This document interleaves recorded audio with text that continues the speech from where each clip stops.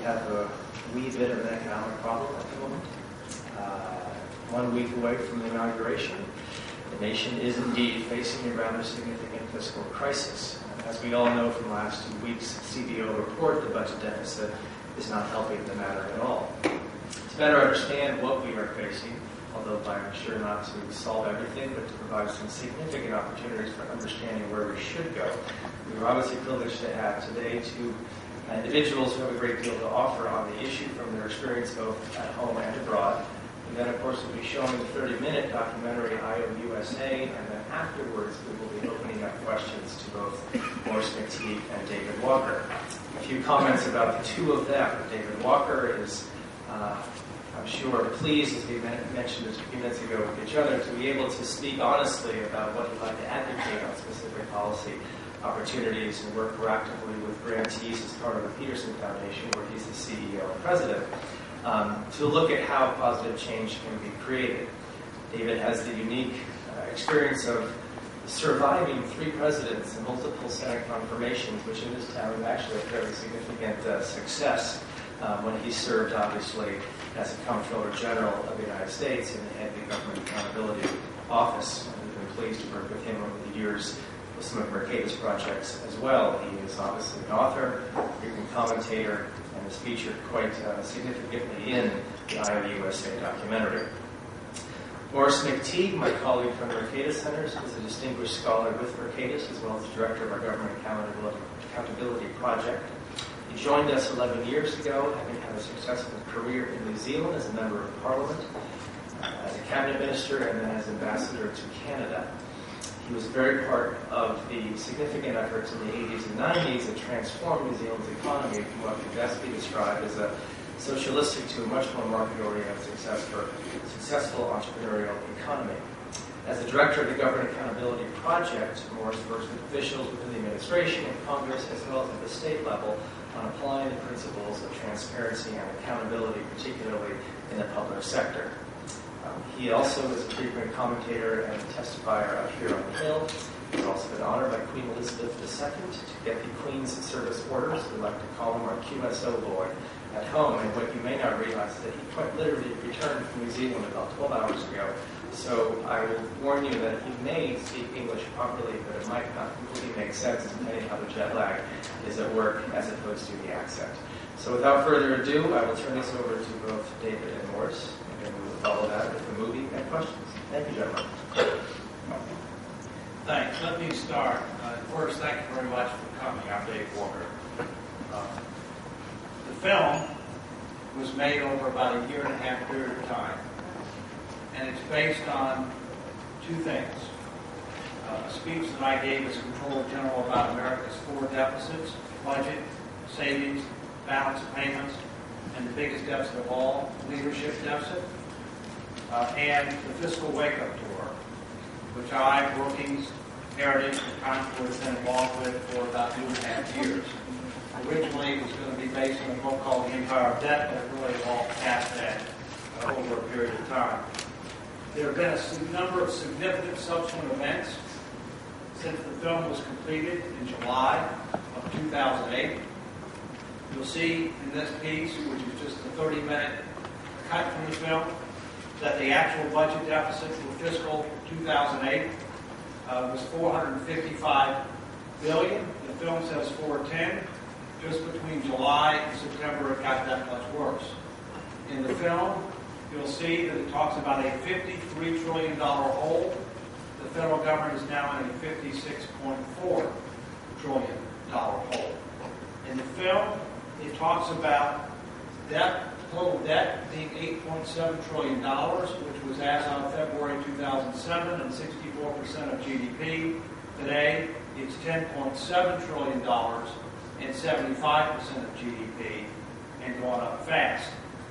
The simple fact of the matter is that when you look at information from the Federal Reserve, combined with the financial statements of the United States government, which came out in December of this year, America now owes more than Americans are worth. For the first time in the history of the country. And it's getting worse every day. Let me clarify what I mean by that. In September 30, 2008, 8. The United States has total liabilities and unfunded promises with Social Security and Medicare alone of $56.4 trillion on our status quo do-nothing path. The estimated net worth of all American households was $56.5 trillion, roughly the same. Since September 30, 2008, the markets have declined dramatically. Home prices have declined. Federal deficits have skyrocketed. We've had bailouts. We've had a number of unprecedented efforts. And now, for the first time in the history of the United States, the CBO is estimating a $1.2 trillion deficit for this fiscal year before the stimulus effort. In reality, it's likely to be 1.6 to 1.8 trillion. President-elect Obama is talking about trillion-dollar deficits plus for several years in a row. Candidly, things are out of control.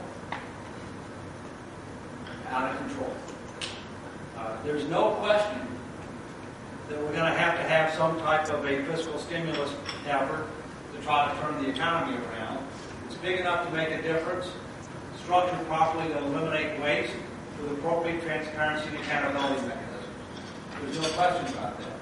But there's also no question that this country has been living beyond its means way too long.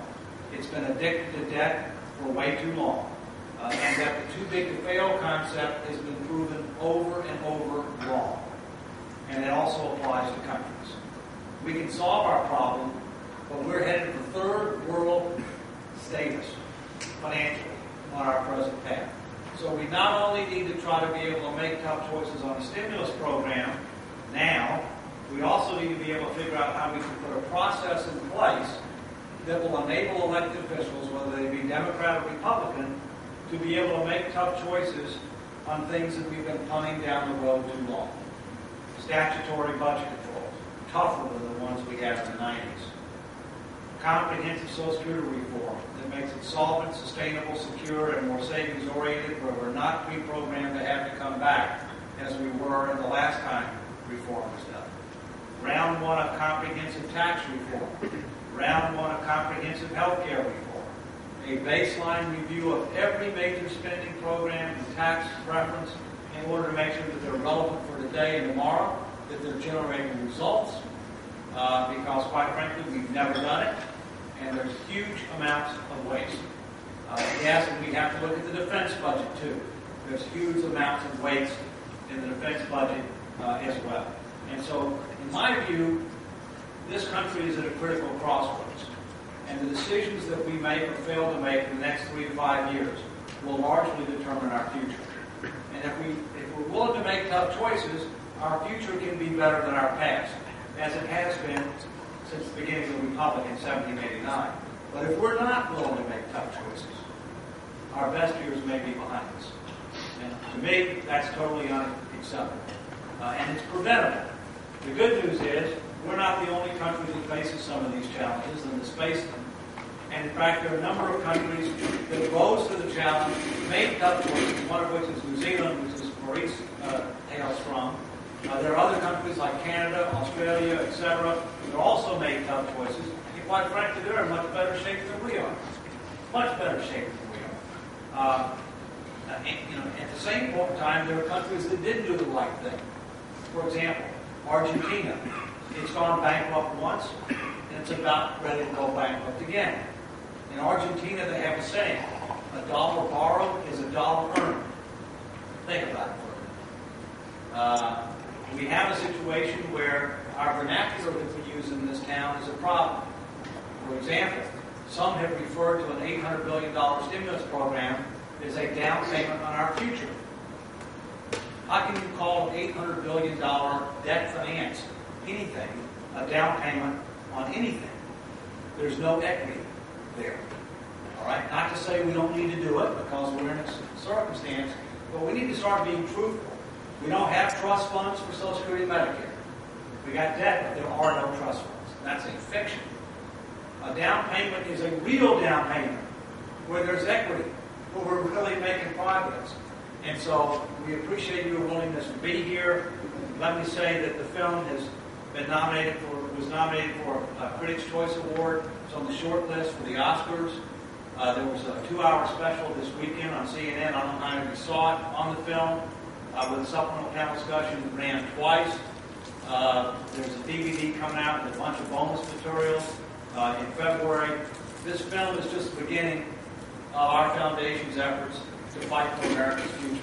And we've got quite a bit of resources, and we intend to use them because we're talking about the future of the country, the future of our families. So with that, let me turn it over to Maurice. Thank you to each and every one for coming here today. We'll be available for questions.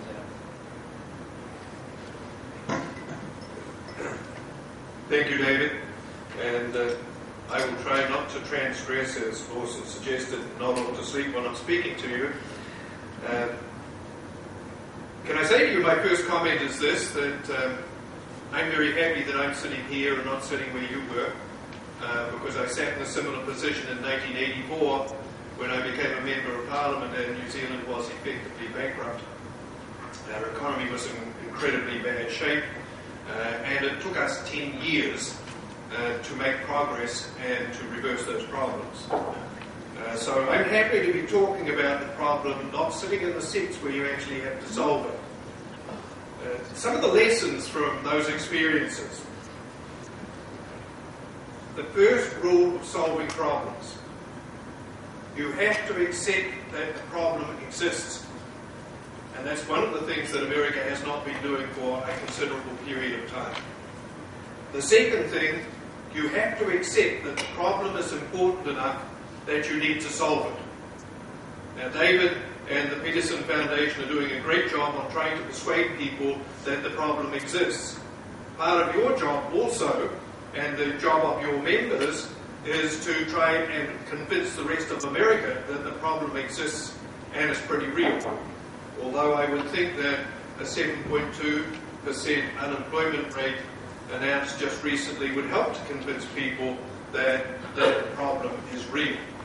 Where the debate is going to be is about how you fix that problem. And my first comment to you from experience is that the government can't fix it. The government can create the climate to be able to fix it, or the environment. But what will fix it in the end is Americans being able to use their talent, their experience, and their entrepreneurial spirit to create a new America where there is opportunity and there is wealth creation. Governments cannot do that. Wherever they have tried, that has been a massive failure. So part of the solution has to be going from things like rescue packages to the climate where the economy will start to become buoyant and entrepreneurial again. Frankly, over the last 5 or 6 years, I have been somewhat expecting that we might see a problem like this, because I used to be a farmer. They're very basic people and they think in very simple terms. And one of the things that worried me is that you can't spend all of your savings and get richer. And the American economy for the last 6 or 7 years has been built around expanding consumerism and trying to persuade people that they should draw down on the assets that they have in their bank accounts, long gone, and their credit cards, close to maxed out, but the banks need you more money all the time, and in their homes, where people have drawn down more and more on the equity that they have in their homes. The future has to be about reversing some of that psychology and saying, hey, it's important to have reserves, it's important to have equity, it's important to have the ability to be able to sustain bad times, because they will happen from time to time. I heard this whole process described the other day more accurately than I had seen anywhere else, where the New Zealand Prime Minister was talking to the business leaders of ASEAN. And what he said to them was that what we have experienced is a credit bubble. And that is literally exactly what happened.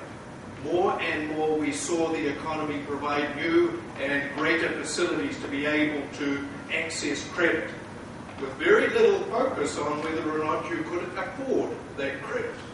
And the same critique could be applied to nations as it could to individuals. What that tells me is that the psychology of communities for some time going forward is going to be cautious. So being able to immediately stimulate the economy into the practices of last Christmas or even last March, May, is not going to happen. Because individually we're going to think about paying down our debts, retiring some of our credit card debts, maintaining or increasing the equity in our home. That doesn't mean we're going to rush out and buy all sorts of things like cars from Detroit. I don't envy President-elect Obama. One of my heroes was Winston Churchill. And one of the things that, or the thing that he said to the British public when he became Prime Minister at the beginning of the Second World War was, "All I can promise you is blood, sweat and tears." Now, not the kind of thing we normally expect to get from political leaders, but extremely relevant at that time.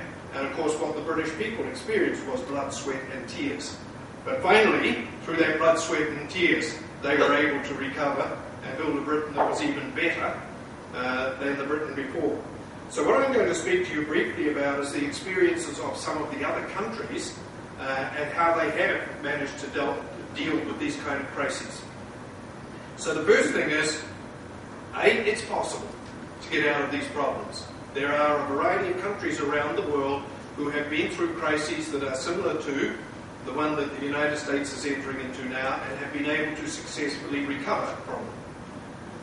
As some of you will know, I've mentioned on other occasions when I've been up here on Capitol Hill, two of my favourite countries in terms of economic management are Hong Kong, not really a country any longer, but Hong Kong and Singapore. Look back at the history of Hong Kong and Singapore in 1948.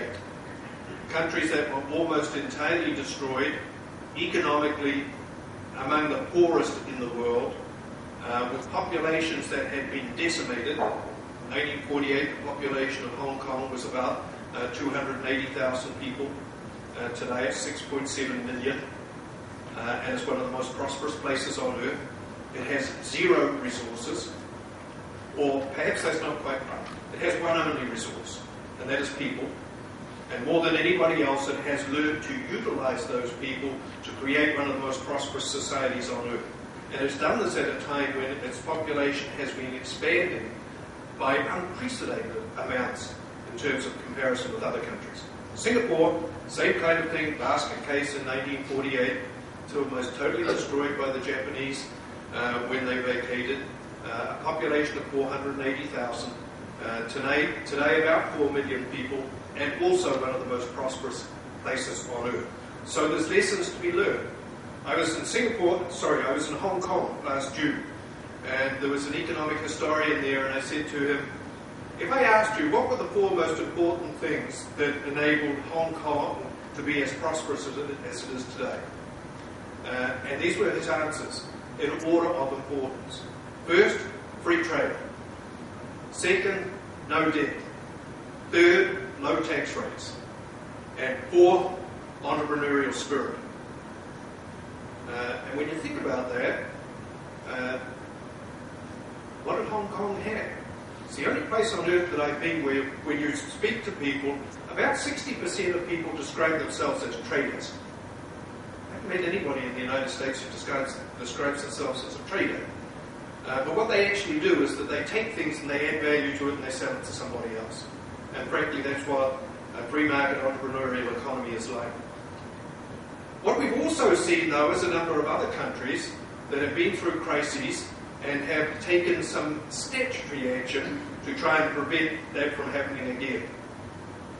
New Zealand in 1984 passed something that was called the Fiscal Responsibility Act. 1994 I meant to say.